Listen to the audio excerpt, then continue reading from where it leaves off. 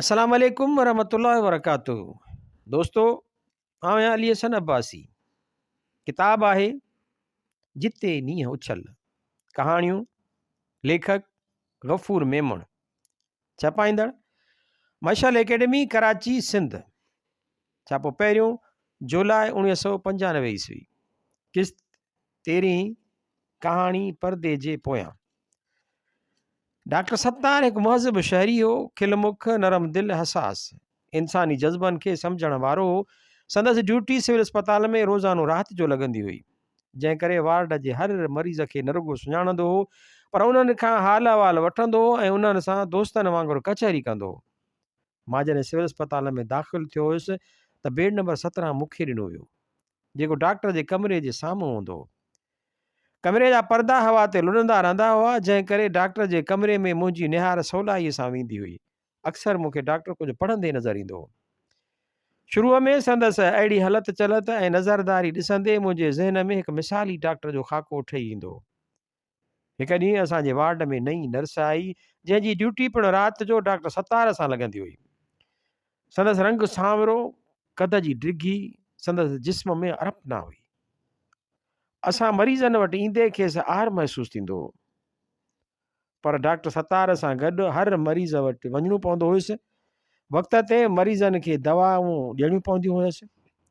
कुझु वक़्त खां पोइ जॾहिं मुंहिंजे साम्हूं वारो पर्दो हवा ते खजंदो हो त साम्हूं वेठल डॉक्टर खे कुझु पढ़ण बदिरां उन ई नर्स सां ॻाल्हाईंदे ॾिसंदो हुउसि। डॉक्टर जे हलण ऐं ॻाल्हाइण में वधीक ज़िंदगी बखण लॻी। डॉक्टर कॾहिं कॾहिं मूं ॾांहुं ॾिसी मुरकी पवंदो हो। ज़िंदगी बि छा शइ आहे, हमेशह अधूरी, ॿिए जी मोहताज, ख़ुशीअ लाइ, प्यार लाइ, मुर्क लाइ। औरतूं बि घणियूं हूंदियूं आहिनि, पर का औरत जीवत सघ वांगुरु हूंदी आहे, जेका जज़्बनि खे छुही वेंदी आहे।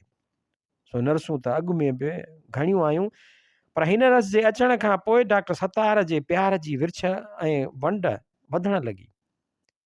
परदे जे पोयां टहकड़ा वधण लॻा। मुंहिंजे लाइ बीमारीअ जे बिस्तरे ते तफ़रीह वधण लॻी। मुंहिंजे भरवारे बिस्तरे ते हिकु दिलि जो मरीज़ हो, संदसि नालो मोहन हो, जेको अक्सर प्यार ऐं मुहबत जूं ॻाल्हियूं ॿुधाईंदो हो। कॾहिं कॾहिं पंहिंजे मुंहुं झुंगारण लॻंदो हो। संदसि आवाज़ में दर्द हो, बेवसी हुई। संदसि उमिरि दिलि जे मरीज़ जी न हुई, पर इन दिलि पुठियां हिकु काइनात हुई, हिकु दुनिया हुई, जंहिंमें सवी महरूमियूं हुयूं, बेवफ़ायूं हुयूं, नफ़रतूं हुयूं, अज़ाब हुआ। असां मां हर हिकु अस्पताल में सिर्फ़ु पंहिंजो तिबी मर्ज़ न खणी वेंदो आहे, पर समाज जे अज़ियतुनि जी ज़िंदा तस्वीर बणिजी वेंदो आहे। अहिड़ी ॿुॾतर वारे माहौल में मरीज़ हिक ॿिए खे पंहिंजो माज़ीअ जूं ॻाल्हियूं ॿुधाए दिलि विंदराईंदा आहिनि। पर हाणे असांखे हिकु नई विंदर मिली हुई। डॉक्टर ऐं नर्स जो इश्क वधंदो रहियो। इश्क जा रंग निर्वार थियणु शुरू थिया। डॉक्टर जेको हर वक़्तु मरीज़नि जी सार संभाल लहंदो हो, सो हाणे घणो करे कमरे में ई रहंदो हो। नेणनि में पैगाम, मुर्कुनि में सनेहा, जिस्म जी लोड में अरपना ऐं वजूद में उत्साह वधंदो रहियो। हिकु राति ड्यूटीअ ते नर्स न आई। डॉक्टर चेल ते हथ रखी काफ़ी देरि ताईं दरवाज़े ते बीठो रहियो ऐं अंदरि मोटी कुर्सीअ ते अञा वेठो ई मस त वरी उथी ॿाहिरि आयो। मोहन काफ़ी देरि खां ख़ामोश हो। पुछोमांसि, यार ॾे ख़बर तबियत कीअं अथई? कुझु किंझण लॻो। उथी ॾिठोमांसि त पघर मां छल हो। मूं डॉक्टर खे सॾु कयो, पर डॉक्टर पंहिंजनि ख़्यालनि में बीठो रहियो। वेझो वञी धूंधाड़ियोमांसि त छिरिक भरे चयईं, छा ॻाल्हि आहे? डॉक्टर साहिबु, मोहन जी तबियत ख़राबु थी पई आहे। चयईं, हा तबियत ख़राबु अथसि तॾहिं त अस्पताल में दाख़िल आहे। न डॉक्टर साहिबु, हिन जी तबियत वधीक ख़राबु थी पई आहे। तव्हां त काफ़ी ज़िम्मेवार डॉक्टर आहियो। तॾहिं मुर्की मुना निहारे चयईं, बसि यार असांजा इहे हाल आहिनि। उन राति असां वटि वेठो रहियो। मोहन जी तबियत बि सुधरी वई। कुझु ॾींहंनि खां पोइ असां साॻी नर्स वरी राति जो ड्यूटीअ ते आई। कुझु ॾींहंनि खां पोइ उहा साॻी नर्स वरी राति जो ड्यूटीअ ते आई। पर्दा हवा ते लुॾंदा रहिया, मुर्कूं फैलजंदियूं रहियूं, टहकड़ा गूंजंदा रहिया। सुबुह जो हिकु ॿी नर्स राज़दार लहजे में ॿुधायो त नरगिस नौकिरी छॾे ॾिनी आहे। पर हूअ त अञा राति डॉक्टर सां गॾु आई हुई। हा, पर उहा हाणे डॉक्टर सत्तार जी पर्सनल सेक्रेटरी आहे। डॉक्टर साहब हिन खां नौकिरी छॾाए खेसि पाण नौकिरीअ में रखियो आहे, छो त नर्सुनि जी ड्यूटी बदिलजंदी रहंदी आहे। मूंखे सम्झ में न आयो त इश्क आहे छा जो इंसान जे किरदार ऐं नफ़्सियात खे बदिलाए छॾींदो आहे, पर ही इश्क आहे या न? हिन समाज में बुख जी तजरीदी शकिल खे शायदि इश्क सम्झो वञे थो। ॿी राति डॉक्टर ऐं नरगिस मामूल मूजिबि मुर्कंदे वार्ड में दाख़िल थिया।